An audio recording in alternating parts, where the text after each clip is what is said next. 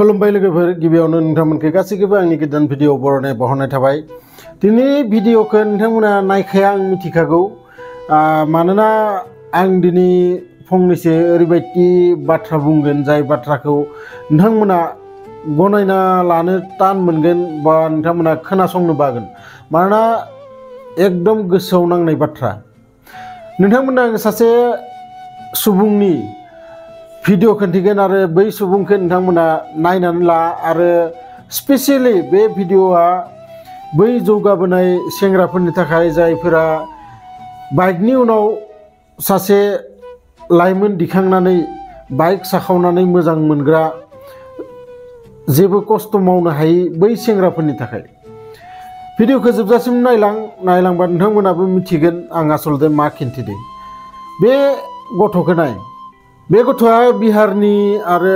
बिनि मुङा जाबाय राजा जादब आरो बिनि देहाफोरखौ नुनानै नोंथांमोना साननो हागौ जोबोद धोनि मानसि बा जोबोद धोनिनि फिसा बियो, आरो नोंथांमोना ओरैबो साननो हानाय बे माबाफोर फिल्मनि हिर'फोर नामा। नाथाय नोंथांमोना बिनि रियेलिटिखौ मिथिबा बुजिगोन बियो खोब गरिब न'खरनि सासे गथ'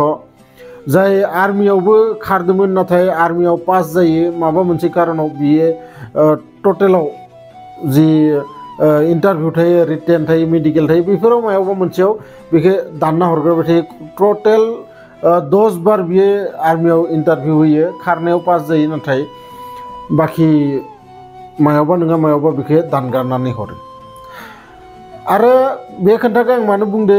इसोरा जोंखौ मायावबा नङा मायावबा फेलर खालामबा गोसोआव लाखिनांगो जे इसोरा जोंनो बिनिख्रुइबो मोजांसिन रिजाल्ट होनो नागिरदो, आरो नङाबाथाय नोंथाङा बिनिख्रुइबो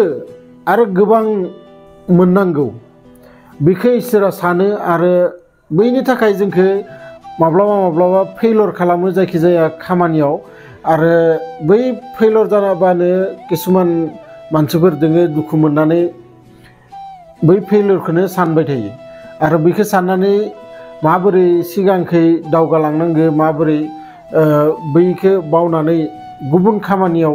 बा बै खामानिखौनो आरोबाव मोजाङै मावफिननो नाजानांगो बेखौ बावलाङो। आरो बिनि थाखायनो बांसिनानो खनसे फेलर जाबाथाय बिनि गोसोआव मोनसे गिनाय फैयो आरो गोबां बेफोरबायदि सिन्ता फैयो। नाथाय किसुमान मानसि दोङो जे आं जुदि फेलर जादोंबा आङो बे खामानिखौ दा जेसेबां आं मेहनतजों जेसेबां खस्थ'जों आं बे खामानिखौ मावदों, एबार आङो आरोबाव बांसिन बेयाव एनार्जि लगायगोन, आरोबाव बांसिन आङो इन्टारेस्ट होनानै मोजाङै बे खामानिखौ मावगोन आरो बे खामानियाव आं साक्सेस जाथारगोन। बेफोरबायदि जायफोरा सानो बिसोरसो जिबनाव साक्सेस मोनो। आरो दिनै बे राजा जादबनि बाथ्राखौ बिनि थाखायनो बुंदों आङो, मानोना बे राजा जादबाबो ओरैबायदि नङा जे बिहा थाखा फैसानि आंखाल गैया, खामानि दामानि गैया, नाथाय बिहा मोनसे गोसोनि मोनसे इस्सा, माने बेनो मोनसे एम बिहा। मानोना बिहा उन सिगां जेबो गैया, बिमा बिफा आरो गावा हारसिंल', थेवबो जि मोनजादो बेखौनो जानानै बियो गावहा मेहनत खालामदो, खस्थ' खालामदो, जेबो जिमाव थाङाखै बियो, सानफ्रोमबो खारहैयो 20 किल'मिटार 30 किल'मिटार 3000 टाइम बियो पुसआप खालामो। लोगोसे न'आव जि गाइखेर दोङो गावसानिनो न'नि गाइखेर बेखौ लोङो, नाथाय बियो प्रटिन बा जिम सेन्टार बेफोरजों जेबो लोब्बा गैया, नाथाय थेवबो ओरैबायदि बडि बानायदो, ओरैबायदि दा माने खारनायावनो ओरैबायदि प्रेक्टिस खालामदो, बुहुत स्पिडाव खारनो हागौ। आरो बेनि जि भिडिअफोरखौ बियो मबाइलजोंनो खेबै भिडिअफोर होबाय थायोमोन, आरो दा हप्तासेसो सिगां बिनि भिडिअआ ओरैबायदि भाइरेल जादो, साननैयावनो 1.6 मिलियन क्रस खालामदो बिनि फल'वार्सआ। आरो इसोराबो बेखौनो हयथ' सानदोंमोन जे नोंखौ आर्मियाव फेल खालामदो, नाथाय आङो नोंनो बिनिख्रुइबो मोजांसिन रिजाल्ट होगोन। दिनै बै राजा जादबनि न'आव sport minister IPS, IAS, ASP दुनियानि गेदेर गेदेर मानसिफोरा थांनानै बिजों फट' खेबजाहैदो बिजों खबर लाहैदो माबाफोर गोनां बुस्थु सोरबा जन्था होदो सोरबा लंपेन्ट गस्ला होदो बेफोरबायदि जि नांगौ सोरबा रां होबोदो आरो दिनै बिनि माने गोसोनि कुनु खुसिनि सिमा गैया बियो दिनै बुंदों जे आङो इन्डियाखौ जायखिजाया मोनसे प्लेटफर्माव रिप्रेजेन्ट खालामनो गिदो हयथ' अलिम्पिकआवनो जाथो बा बेफोरबायदि गोबां खेला दोङो बेफोर खेलायाव आङो बाहागो लानो गिदो बेफोरबायदि बियो बुंनाय हिसाबै आरो मोजां बाथ्रा बियो आर्मियाव खारबायदोंमोन दा इन्डियाखौ रिप्रेजेन्ट खालामबा आरोबाव मोजांनि बाथ्रा आरोबाव नाम खामायबावगोन अब्ला पुरा वर्ल्डआनो बेखौ मिथिबावगोन आरो आसा खालामो आरो बाव मोजांसिन जाथो बिनि नखरा बा बिनि लाइफआ दिनै जोंनि बर' हारियाव गोबां गान्जा जुमाय सेरेब डेनराइट बेफोरखौ सोबनानै जिबनफोरखौ धंख' खालामबायदों आरो बांसिनानो जोंनि बर'फोरनि मोनसे बिराद गाज्रि हुदाया मा जोङो बिमा बिफानि सम्पत्तिखौ माने आसा खालामो आसा खालामनाय माने बिदि नङा जे बिमा बिफानाव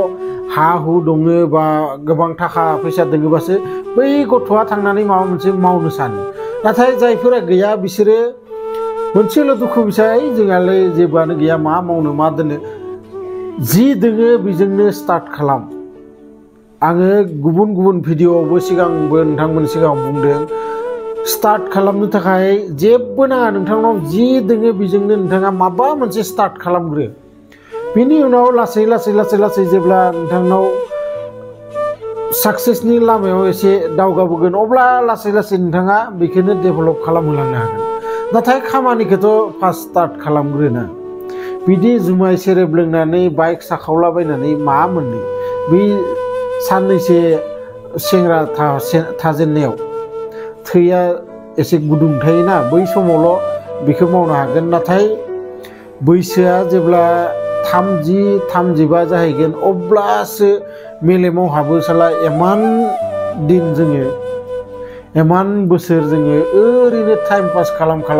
लोगोफोरजों बेरायनानै जुमाय सेरेब लोंनानै जोङो खेरायदो बै समनिफ्राय जुदि माबा मोनसे साननाय मोनबा दिनै माबा मोनसे जागोन गतिके बिदिनोसै आङो बे राजा जादबखौ एसे नोंथांमोननो मटिभेसन खालामनो थाखाय बे भिडिअखौ लाबोबाय भिडिअखौ मोजां मोनोबाथाय लाइक शेयार कमेन्ट खालाम आरो लोगोसे जायफोरा गोदानै आंनि चेनेलाव फैदो चेनेलखौ साबस्क्राइब खालामना लाबानो जाबाय मानोना बेफोरबायदि भिडिअ आं नोंथांमोननि थाखाय लाबोगासिनो थायो लोगो मोनगोन बिदिनो मोनसे इन्टारेस्टिं भिडिअ लानानै नेक्स्ट भिडिअआव गोजोन्थों।